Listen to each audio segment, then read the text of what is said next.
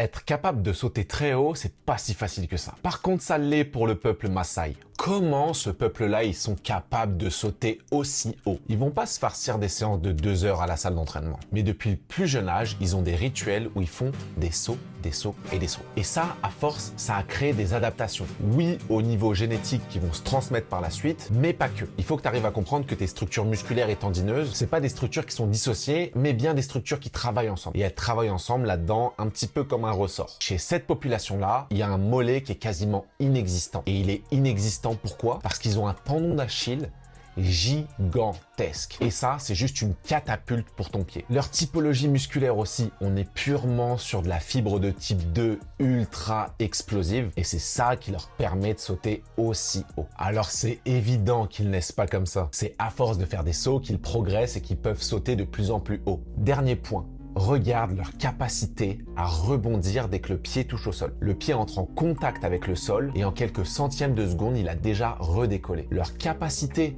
à pas s'écraser dans le sol, elle est complètement folle et ça c'est dû à la rigidité de leur tendon d'Achille. Parce que comme tu le vois, ils sautent quasiment sans fléchir les genoux. On est juste sur un travail de cheville au sol. Ils sont vraiment faits comme ça, ce qui les aide forcément un petit peu aussi à sauter plus haut. Plus tu as une grosse masse musculaire, plus tu vas devoir envoyer énormément d'énergie pour sauter haut. Donc si tu veux sauter plus haut et que pour ça tu te farcis des grosses séances de mollets à la salle d'entraînement, tu vois bien que c'est pas la bonne solution.